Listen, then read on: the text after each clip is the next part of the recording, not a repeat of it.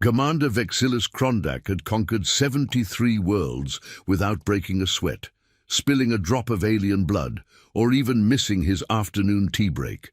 The secret to his unprecedented success: he was monumentally, spectacularly, almost artistically boring.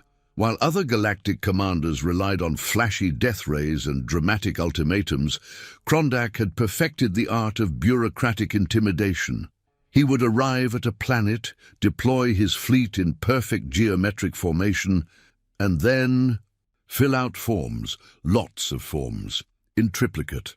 The Form 7749B, Notice of Impending Subjugation alone, ran to 437 pages, including subsections on proper surrender etiquette, tax implications of becoming a vassal state, and a surprisingly comprehensive guide to galactic health insurance benefits. Most civilizations took one look at the paperwork and surrendered immediately. "Sir," squeaked Lieutenant Bixby Fumblethorne, Krondak's perpetually nervous aide-de-camp, as he burst through the commander's office door, carrying a stack of documents that defied several laws of physics. "The Galactic Conquest Department wants your quarterly reports." Krondak looked up from his desk, where he had been meticulously organizing his collection of rubber stamps by frequency of use. His three eyes blinked in sequence, a habit that made him look like a traffic light, having an existential crisis. "Fumblethorne, how many times must I tell you? Knock first. What if I had been doing something classified?" "But, sir, you were just stamping things." "Exactly. Do you have any idea how many state secrets are contained in my filing system? The rubber stamp marked approved holds the fate of entire star systems." Fumblethorne shifted nervously, causing the papers to cascade around him like a bureaucratic waterfall. "Sir, about those reports?" "Ah, yes, the reports." Krondak rubbed his hands together with the enthusiasm of someone who genuinely enjoyed paperwork. 73 worlds conquered through the sheer terror of administrative efficiency. "We've revolutionized warfare, Fumblethorne. No more messy battles, no more costly weapons, just the unstoppable force of proper documentation." That's wonderful, sir. But there's a small problem." Krondak's middle eye twitched. In his experience, small problems had a disturbing tendency to become enormous problems with alarming speed. "Define small, Lieutenant." "Well, sir, the department is asking why you haven't conquered Planet 74 yet. Apparently, your ex-girlfriend, Commander Zelda Vorthak, just conquered her 74th world last Tuesday, and now she's ahead of you in the monthly rankings." The mention of Zelda made Krondak's skin turn an unfortunate shade of purple. She had left him for a commander who specialized in what she called actual warfare, instead of what she dismissively termed death by filing cabinet. "What? Zelda conquered 74 worlds? That's impossible. I had the most efficient conquest rate in the entire galactic navy." "Yes, sir, but she uses traditional methods. You know, lasers, explosions, dramatic speeches about the futility of resistance." "Barbaric!" Krondak slammed his rubber stamp down so hard it left a permanent impression of "denied" on his desk. Fine. If Zelda wants to play this game, I'll show her what real efficiency looks like. Fumblethorne, find me planet number 74. Fumblethorne began frantically shuffling through his papers, muttering under his breath about filing systems and alphabetical order. After several minutes of increasingly frantic searching, he triumphantly held up a single sheet. "Found it, sir. Planet designation, Earth. Located in the Sol system, third rock from the sun. Populated by bipedal primates who call themselves humans." "Excellent. What's their surrender protocol?" Fumblethorne squinted at the document, then held it at arm's length, then brought it close to his face again. "Sir, this is odd. According to the file, Earth is marked with a giant red stamp that says, 'Do not engage under any circumstances.'" "Ooh, what? That's ridiculous. Every planet can be conquered with the proper forms." There's also a note here that says, "See Regulation 42B, planets that make no logical sense whatsoever." And another note that says, "Seriously, just don't. Trust us on this one." Krondak snatched the file away from Fumblethorne and examined it closely. The warnings were extensive, alarming, and written in several different hands, as if multiple commanders had added their own desperate pleas for future generations to stay away. This is clearly the work of incompetent commanders who lack proper administrative skills, Krondak declared, crumpling the warnings into a ball and tossing it into his wastebasket, where it promptly burst into flames.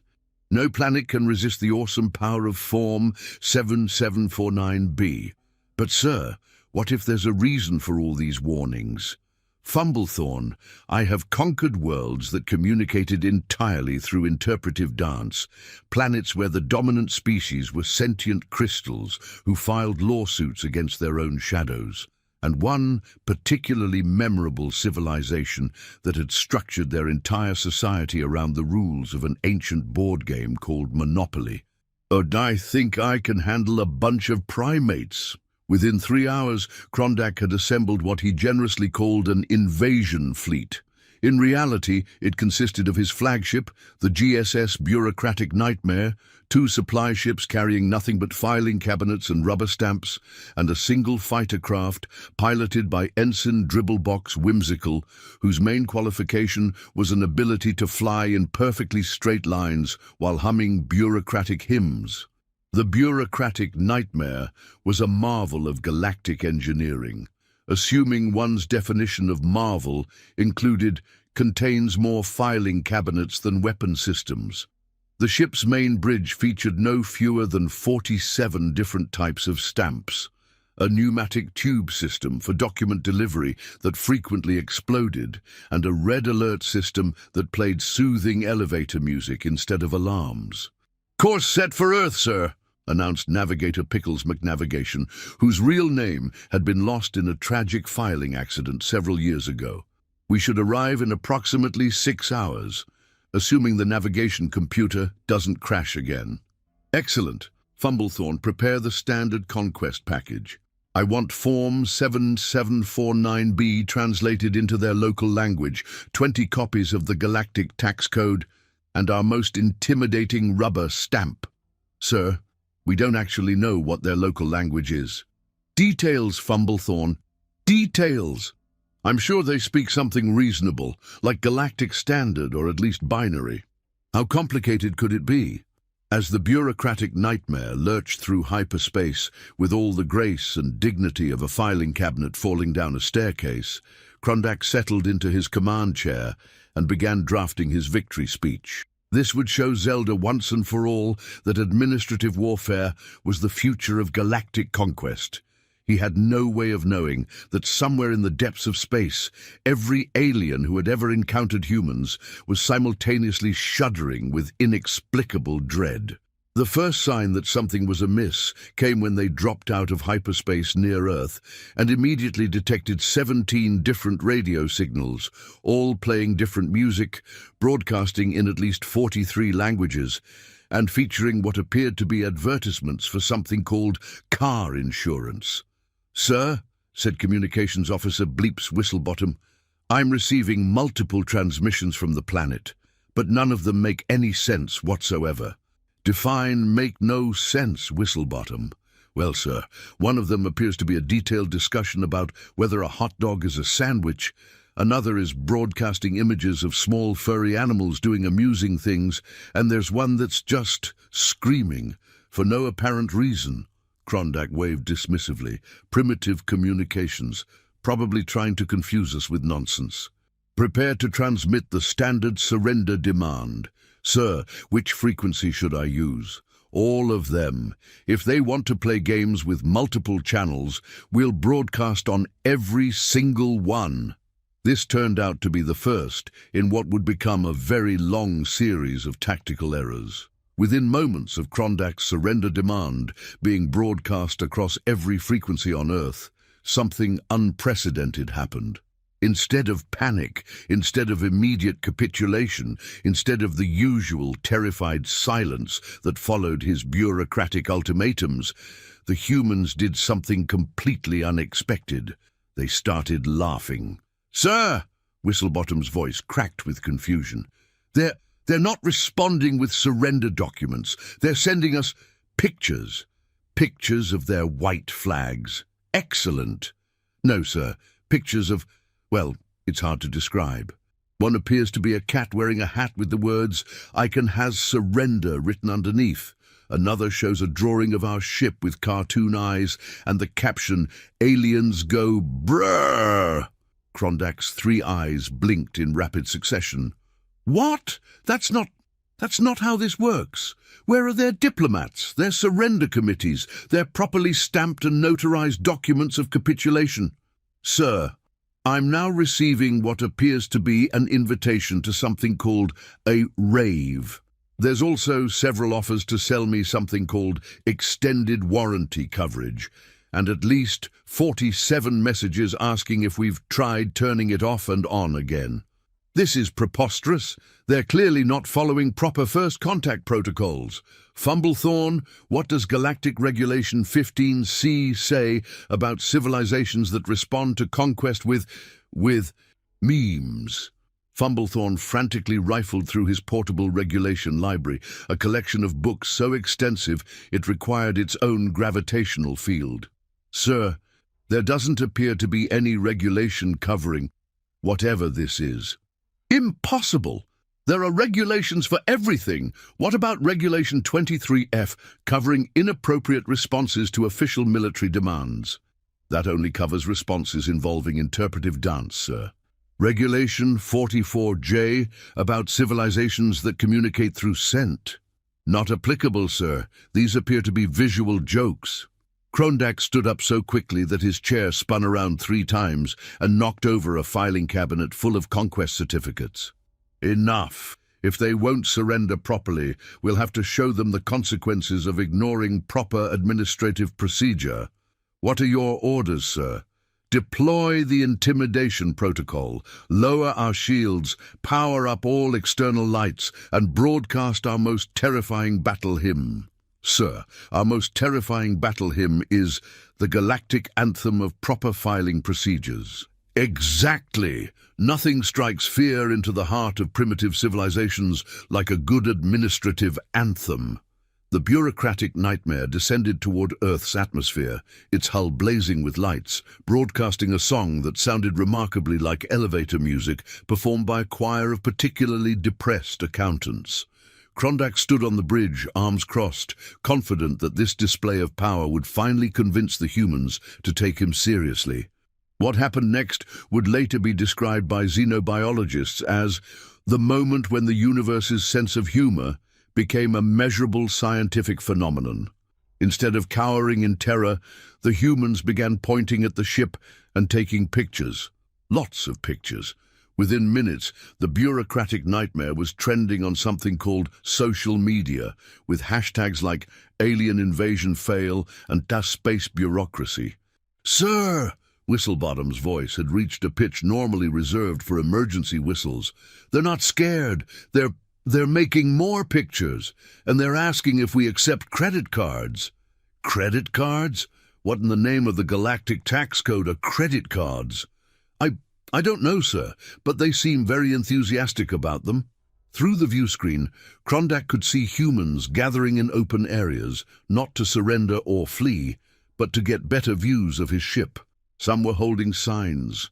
One particularly large sign read, "Welcome to Earth. Sorry about the mess." "That's not how this works," Krondak screamed at the view screen. "You're supposed to be terrified. You're supposed to send your leaders to negotiate surrender terms. You're supposed to ask about our galactic health insurance benefits." "Sir," said Navigator McNavigation quietly, "I'm picking up some sort of official transmission from the planet's surface." "Finally! Put it through!" The main screen flickered, and suddenly they were looking at a middle-aged human sitting behind a desk, wearing what appeared to be a formal uniform covered in colorful ribbons and medals. Behind him was a flag and several official-looking documents. "Greetings, extraterrestrial visitors," the human said with a warm smile. "I'm President Theodore Biscuit Bottom of the United Earth Welcome Committee, and on behalf of our planet, I'd like to say, about time you showed up. We've been waiting ages for someone to visit." Krondak blinked all three eyes simultaneously. What? Waiting for us? But you're supposed to be primitive. You're supposed to be terrified. Terrified? Good heavens, no. We've been tracking your approach for weeks. Lovely ship, by the way, very geometric. Is that a filing cabinet on the hull? It's a tactical filing cabinet, Krondak sputtered, and you're supposed to surrender. President Biscuitbottom chuckled. Surrender? My dear fellow, why would we surrender? You haven't even told us what you're conquering us for. Are you here for our resources, our strategic location, our extensive collection of cat videos? That's not... Krondak looked desperately at Fumblethorn. Where are my forms? Get me Form 7749B. Fumblethorn handed over the massive document, and Krondak began reading in his most official voice. By the authority vested in me by the Galactic Conquest Department, I hereby demand your immediate and unconditional surrender, as outlined in Galactic Regulation 15-A, subsection 4, paragraph 12. President Biscuitbottom listened politely, occasionally nodding and making small sounds. When Krondak finished, the human smiled even more broadly.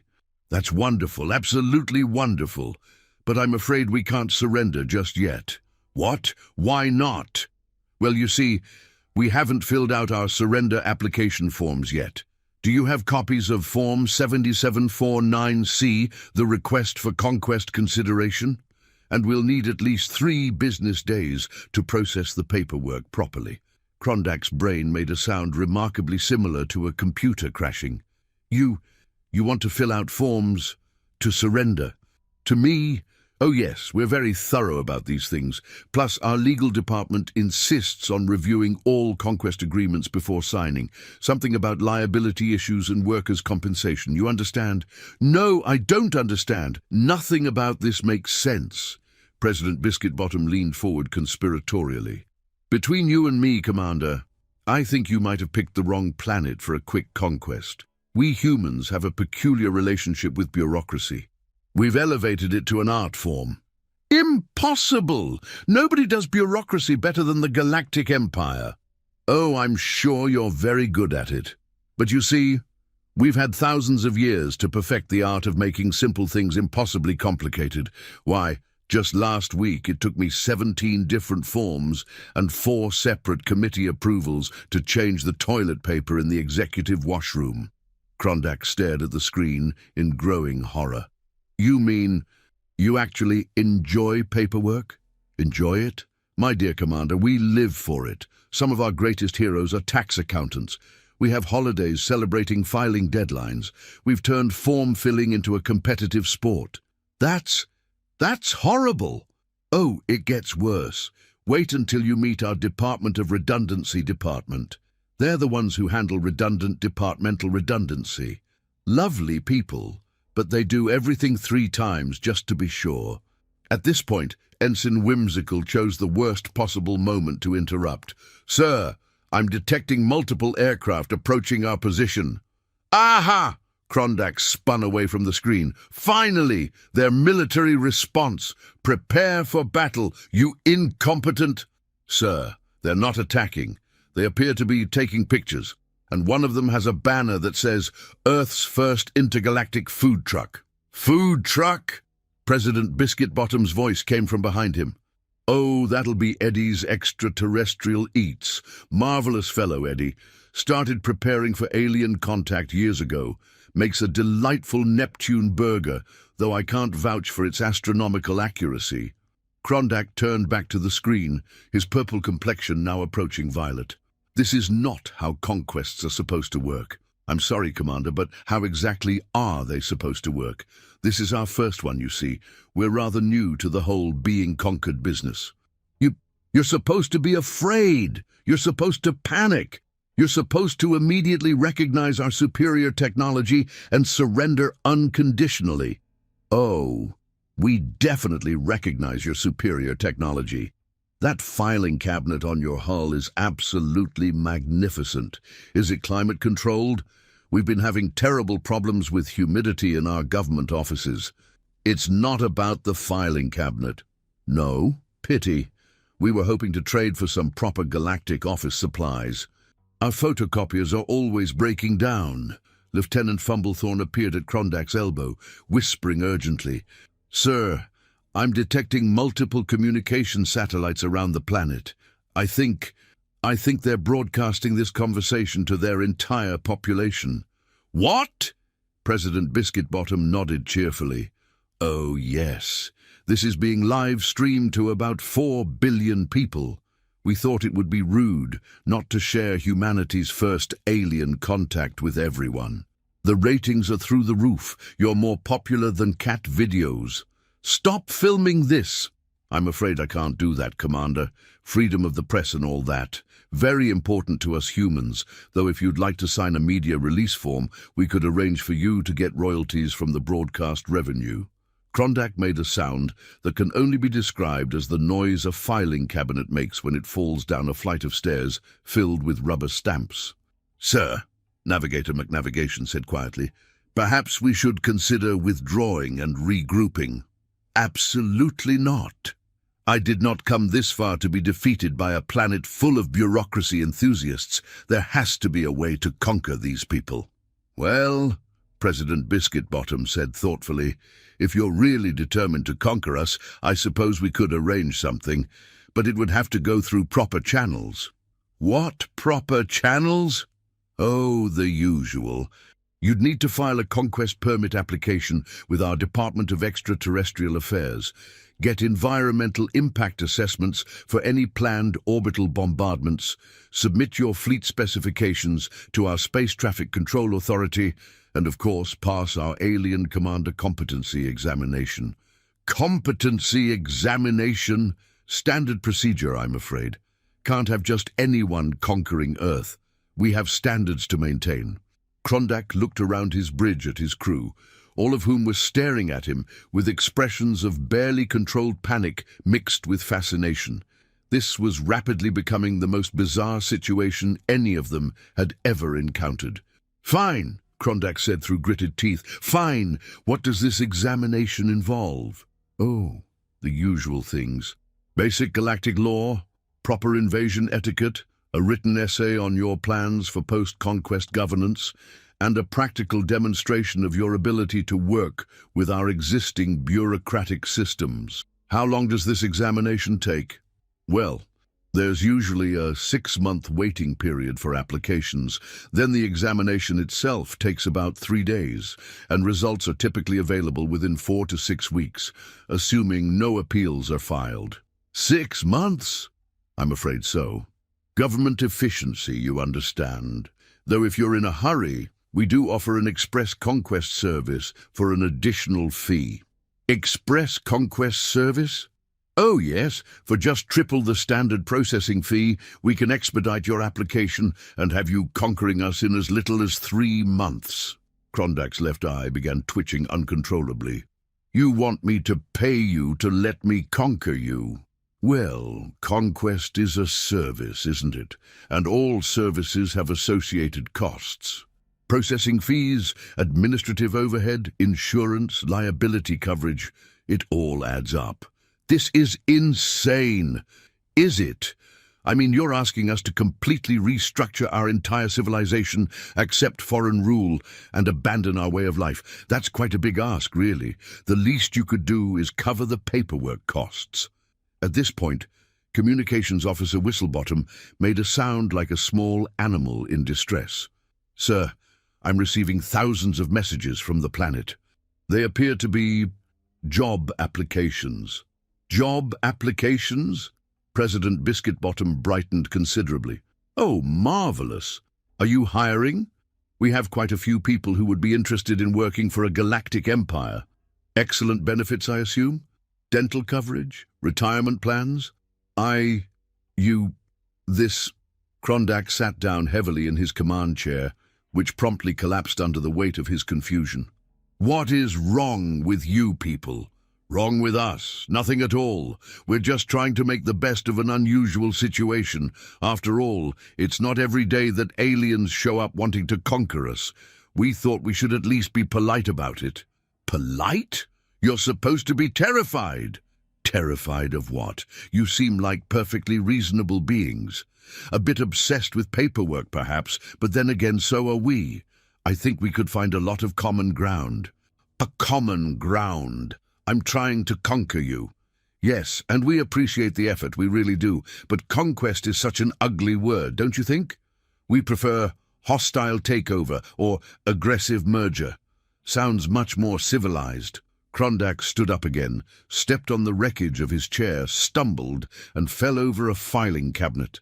As he lay on the floor, staring up at the ceiling of his ship, he began to understand why Earth had been marked with so many warnings.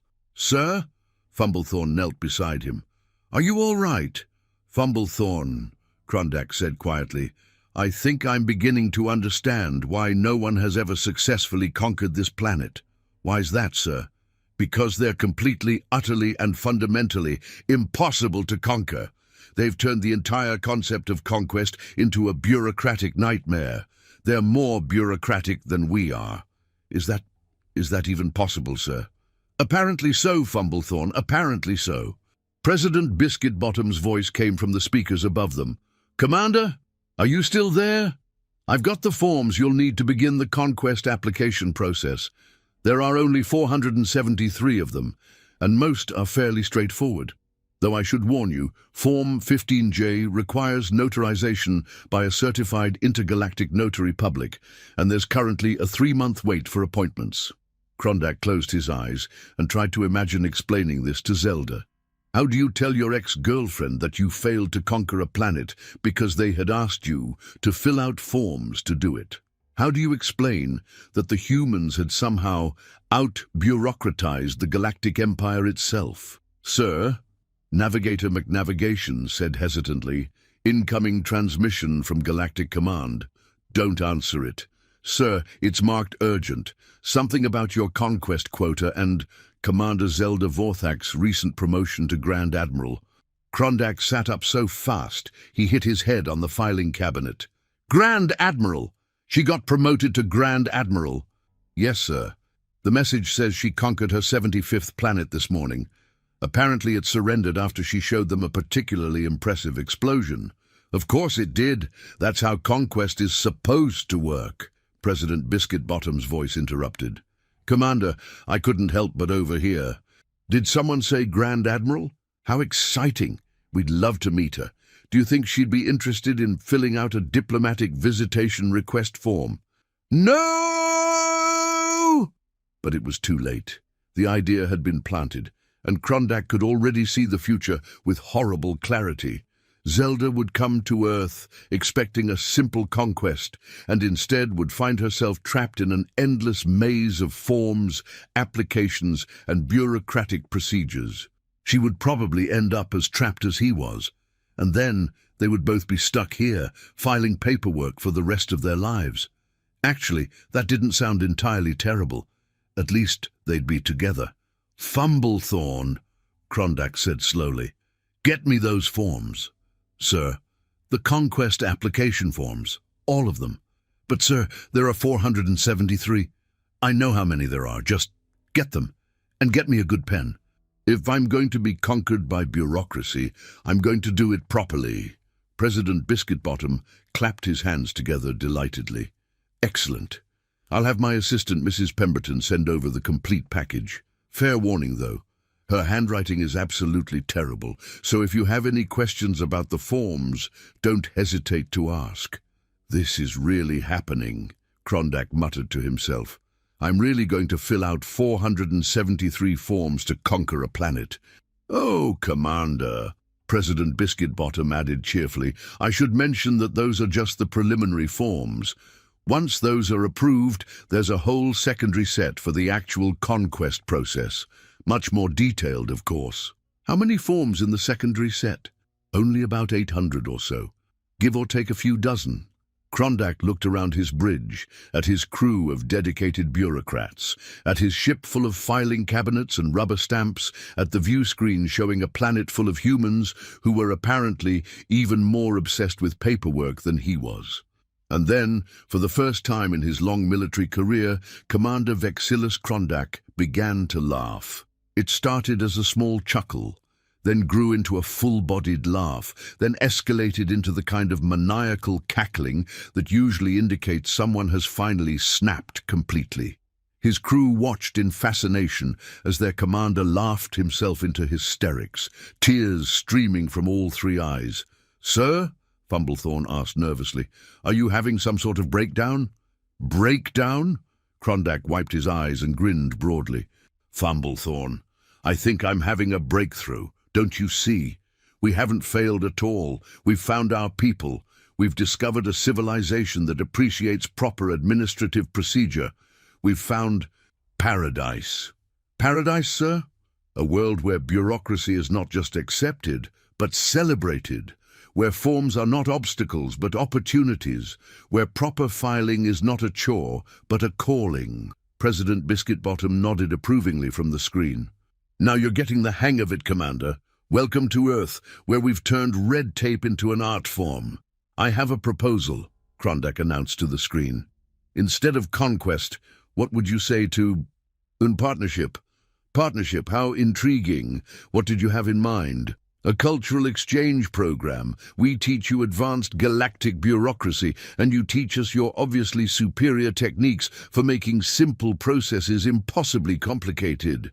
"Now that sounds interesting, though I'm afraid it would require filing a cultural exchange application with our Department of Interspecies Relations. That's only about 60 forms, and there's usually just a 2-month processing period." "Perfect." And so, in a development that surprised absolutely everyone except the humans themselves, the first contact between Earth and the Galactic Empire resulted not in conquest, war, or even surrender, but in the formation of the universe's first intergalactic bureau of bureaucratic excellence. 6 months later, Commander Crondac found himself appointed as Earth's first alien liaison for administrative affairs, a position that required him to fill out exactly 1,237 forms, but came with excellent health benefits and unlimited access to Earth's legendary coffee. Commander Zelda Vorthak did eventually arrive on Earth, drawn by reports of Crondac's unprecedented administrative victory. She came expecting to find him defeated and humiliated, ready to mock his failure and claim Earth as her own 76th conquest. Instead, she found him sitting in a luxurious office in the former United Nations building, surrounded by filing cabinets that gleamed like trophies, stamping documents with the satisfied air of someone who had found their true calling in life. "Vex!" Zelda burst through his office door without knocking, her traditional blue-to-purple skin flushed with indignation. "What in the name of the 7 hells of paperwork is going on here?" Crondac looked up from Form 15847J, request for interdimensional coffee import licensing, and smiled with genuine warmth. "Zelda, wonderful to see you. Please sit down. Can I offer you some coffee? It's a local delicacy, and I'm told it's absolutely essential for proper bureaucratic function." "I don't want coffee. I want to know why you're sitting here filing paperwork instead of conquering this ridiculous planet." "Oh, but I have conquered it." Crondac gestured expansively at his office, which featured 17 different types of filing systems and a wall-mounted display of rubber stamps that would have made museum curators weep with envy. It just took a slightly different approach than traditional methods. Different approach? You're working for them. With them, Zelda. There's a difference. Would you believe that these humans have developed bureaucratic techniques so advanced that they make our entire administrative system look like finger painting? Zelda stared at him as if he'd grown a fourth eye. "You've lost your mind." "On the contrary, I've found it. Zelda, do you know what Form 7749B looks like after it's been processed through the Earth-Human Bureaucratic Enhancement Protocol?" What? Crondac pulled out a document that appeared to have achieved its own gravitational field.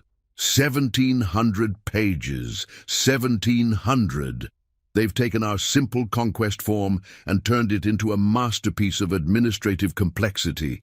It has subsections with sub-subsections that reference other forms that don't exist yet, but might be created if the proper committees approved the formation of the committees that would be responsible for determining whether such committees should exist. That's horrible. That's beautiful.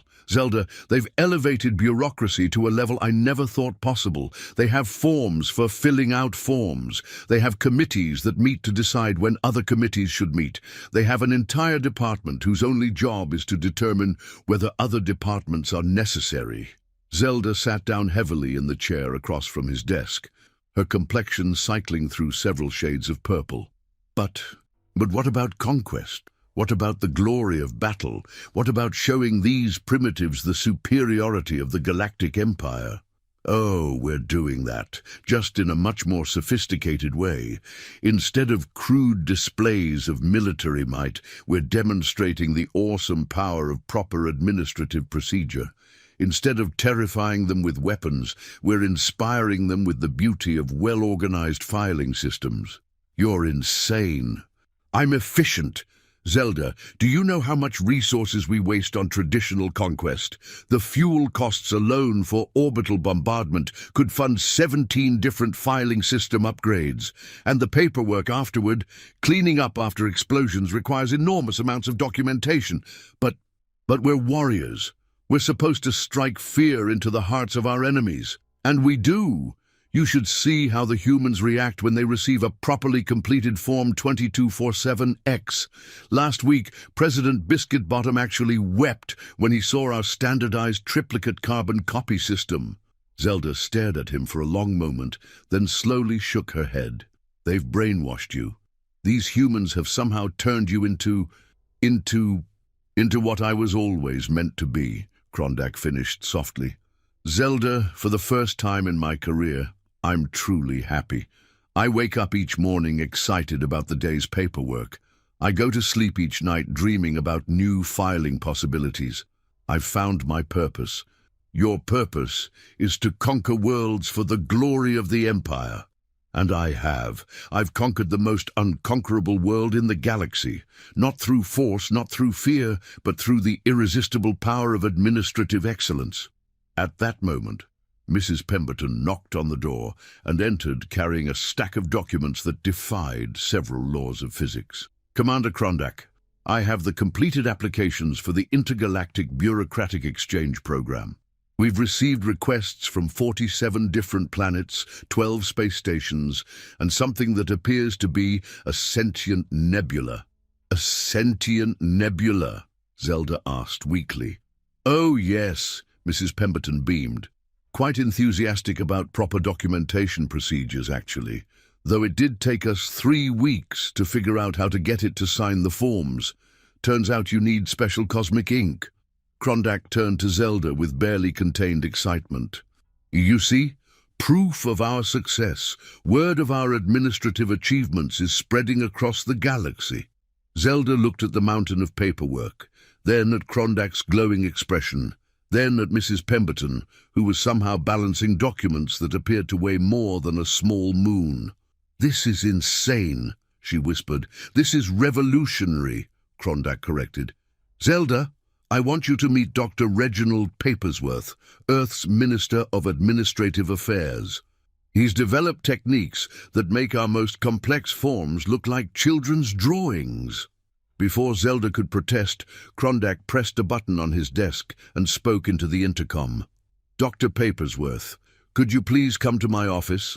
I'd like you to meet Commander Vorthak. Within moments, a small, energetic human appeared in the doorway, wearing glasses that appeared to be made entirely of paperclips and carrying what looked like a briefcase that had achieved sentience. Commander Krondak, delighted to see you. And this must be the famous Commander Vorthak. I've heard so much about your traditional conquest methods. Zelda eyed him suspiciously. Traditional methods that actually work. Oh, I'm sure they do. Very efficient, I'm told, though I imagine the clean-up paperwork must be dreadful. All those casualty reports, property damage assessments, environmental impact studies. We don't bother with clean-up paperwork, Zelda said proudly. We just blow things up and move on. Dr. Papersworth looked horrified. No clean-up paperwork, but how do you document the conquest? How do you file your completion reports? How do you handle the insurance claims? Insurance claims. Oh my! Commander, you can't just conquer a planet without proper insurance coverage. What if something goes wrong? What if there are liability issues? What if someone files a complaint with the Galactic Better Business Bureau? Zelda turned to Krondak with a look of growing panic. There's a Galactic Better Business Bureau? Oh yes, Doctor.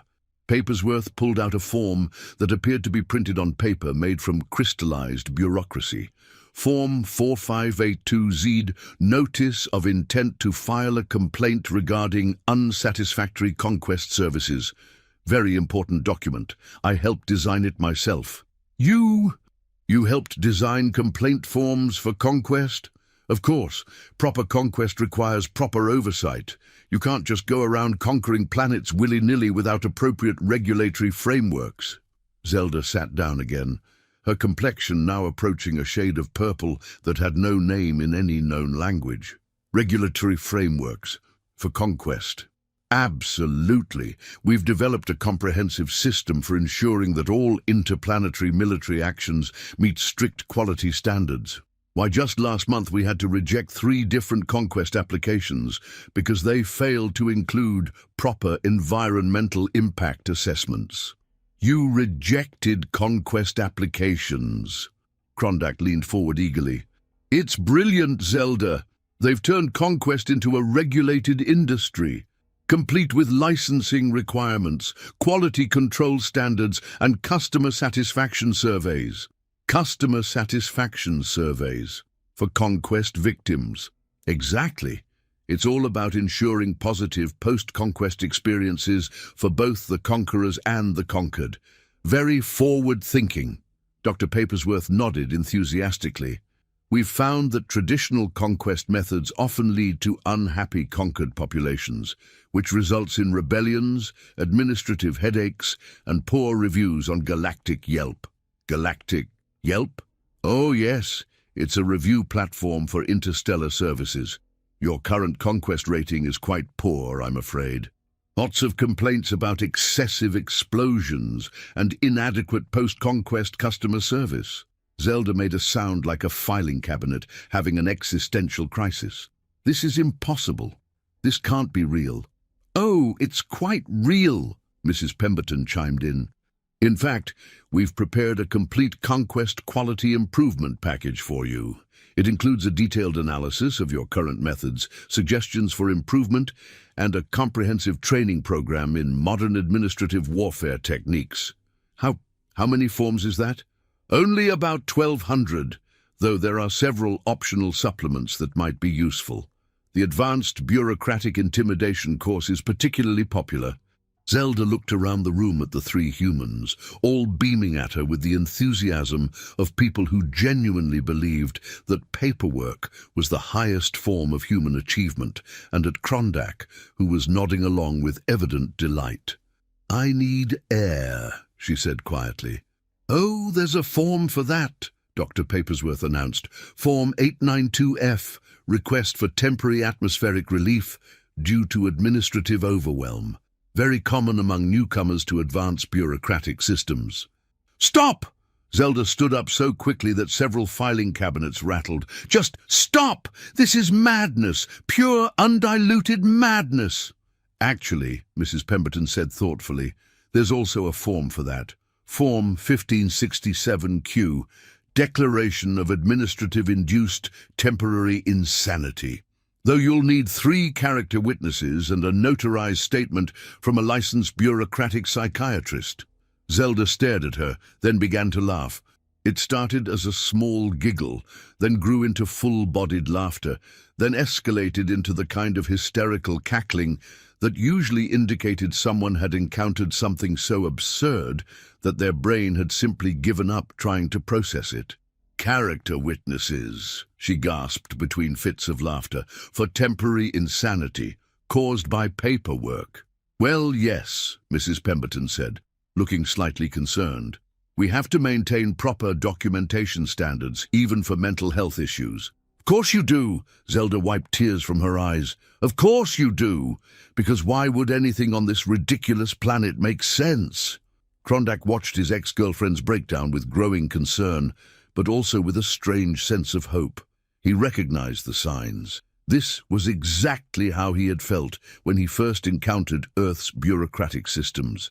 The initial shock, the disbelief, the dawning realization that everything you thought you knew about efficiency was woefully inadequate. Zelda, he said gently, I know this is overwhelming, but think about it. Really think about it. When was the last time you felt truly challenged by a conquest?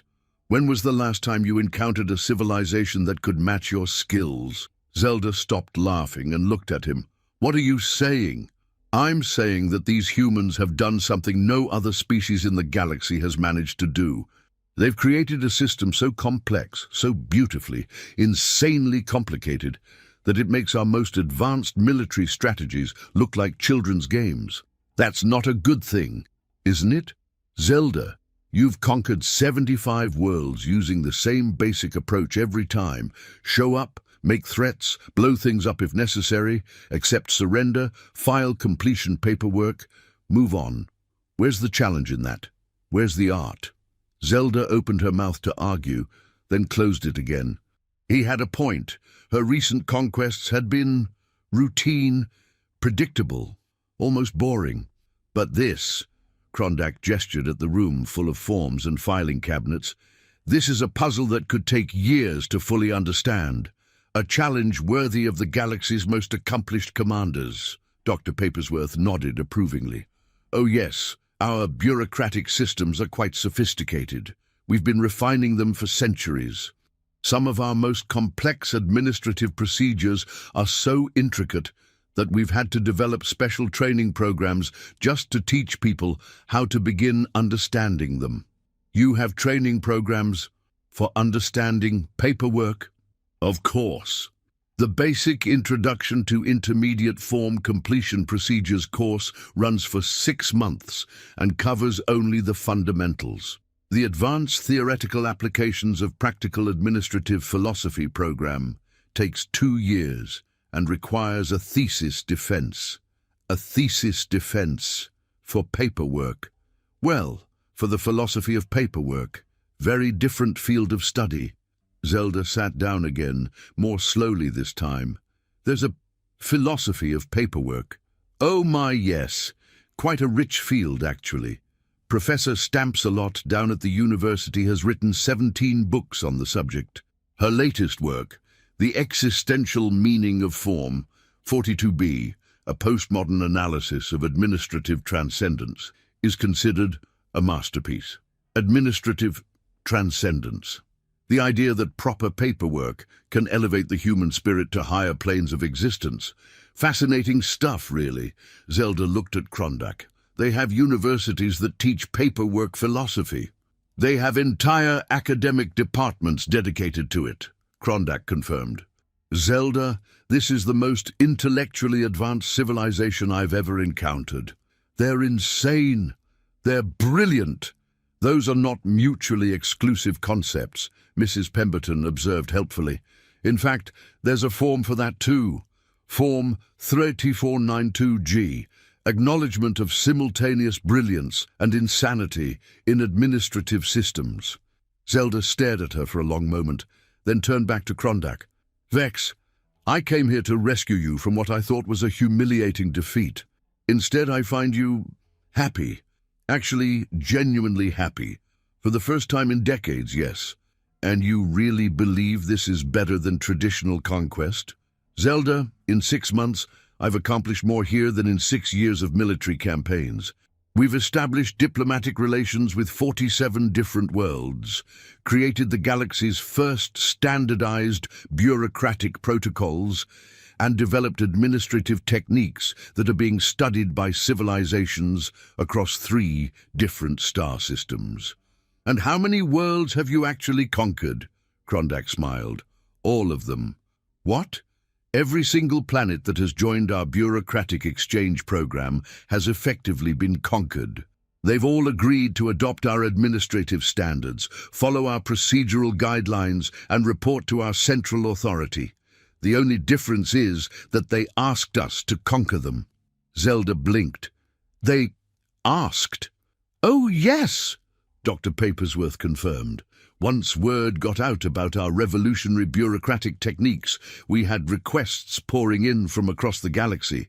Everyone wanted to learn our methods. So instead of fighting wars and dealing with rebellions and managing occupied territories," Krondak continued, "we have a growing alliance of planets that are eager to cooperate with us, adopt our systems, and contribute to our collective administrative efficiency." Zelda was quiet for a long moment, processing this information. Finally, she spoke. "How many planets?" "Currently, 47. With another 32 applications pending approval. 79 planets, plus 12 space stations, 3 asteroid mining operations, and that sentient nebula I mentioned." Zelda did some quick math in her head. "That's more than both of our conquest totals combined. And growing daily, plus no maintenance costs, no garrison requirements, no rebellion suppression, and excellent customer satisfaction ratings on Galactic Yelp. I still can't believe there's a Galactic Yelp. 5 stars across the board," Mrs. Pemberton announced proudly. "Our most recent review said, 'Finally, a conquest experience that values proper documentation and customer service. We'll definitely recommend to other planets considering subjugation.'" Zelda rubbed her temples with both hands. "This is the strangest conversation I've ever had." "It's about to get stranger," Krondak said with a grin, "because I have a proposition for you." "Oh no. Join us." "Oh no. Think about it, Zelda. You could be a founding member of the galaxy's first truly efficient conquest organization, co-commander of the Intergalactic Bureau of Bureaucratic Excellence." "Co-commander?" "Of course. This operation is getting too big for one person to handle. I need someone with your experience and expertise, someone who understands traditional military operations but can adapt to advanced administrative warfare." Zelda looked around the room again, taking in the filing cabinets, the stacks of forms, the humans who seemed genuinely excited about paperwork, and Krondak's hopeful expression. "What would I have to do? Learn the systems. Master the forms, help us develop new techniques for peaceful bureaucratic conquest. Oh, and fill out the new employee orientation package." "How many forms is that?" "Only about 300, Mrs. Pemberton said reassuringly, "though there are several optional training modules that might be useful." Zelda closed her eyes, took a deep breath, and thought about her future. She could return to traditional conquest, blowing up planets, and filing the same boring completion reports for the rest of her career. Or she could stay here in this bizarre administrative wonderland and learn to conquer worlds through the power of properly organized paperwork. When she opened her eyes, Krondak was watching her with an expression of barely contained hope. "Fine," she said quietly, "fine, but I want my own office, my own filing system, and I refuse to use any pen that doesn't write in purple ink." The room erupted in celebration. Krondak jumped up and hugged her. Mrs. Pemberton began pulling forms out of her briefcase, and Dr. Papersworth started explaining the employee benefits package, which apparently included dental coverage and a retirement plan based on successful form completion rates. And so, 6 months after Commander Vexillus Krondak first arrived at Earth, expecting a simple conquest, the galaxy's 2 most successful military commanders found themselves sitting in a former United Nations building, filling out new employee orientation forms and learning about the profound philosophical implications of proper document organization. The universe, it turned out, had an excellent sense of humor. 2 years later, the Intergalactic Bureau of Bureaucratic Excellence had grown into the largest peaceful conquest organization in galactic history, with over 200 member worlds, 15 asteroid mining consortiums, 3 sentient nebulae, and 1 particularly enthusiastic black hole that had somehow learned to fill out forms using gravitational waves. Krondak and Zelda, now co-commanders of administrative excellence, sat in their shared office overlooking the rebuilt United Nations Plaza, which had been converted into the galaxy's largest filing center. Through their window, they could see representatives from dozens of different worlds, attending the third annual conference on advanced bureaucratic techniques. "You know," Zelda said, stamping her approval on Form 45782-GX, application for interdimensional photocopier licensing, "I never thought I'd say this, but I think we might actually have conquered the universe." "Through the power of proper paperwork," Krondak agreed, adding his signature to a document that appeared to be written in 17 different languages. Who would have thought? The humans, apparently. The humans, Krondak confirmed. The wonderfully, impossibly, brilliantly insane humans. Outside their window, President Biscuitbottom was giving a speech to the assembled delegates about the importance of standardized intergalactic filing procedures. In the audience, representatives from the warrior clans of Vega were taking careful notes on proper form organization, while a delegation of sentient crystals from the sparkly worlds practiced their document stamping techniques. "Do you ever miss the explosions?" Zelda asked. Krondak considered this for a moment. "Sometimes, but then I remember that we've achieved something no conqueror in galactic history has ever accomplished." "What's that?" "We've made conquest fun." And as if to prove his point, somewhere in the building below them, a group of newly recruited administrators from the tentacle worlds of Slimy Prime began singing the official anthem of the Intergalactic Bureau of Bureaucratic Excellence, a rousing song about the joy of properly completed forms and the beauty of well-organized filing systems. The universe, Krondak reflected, was indeed a strange and wonderful place. "Pass the rubber stamps, would you? We've got a galaxy to conquer."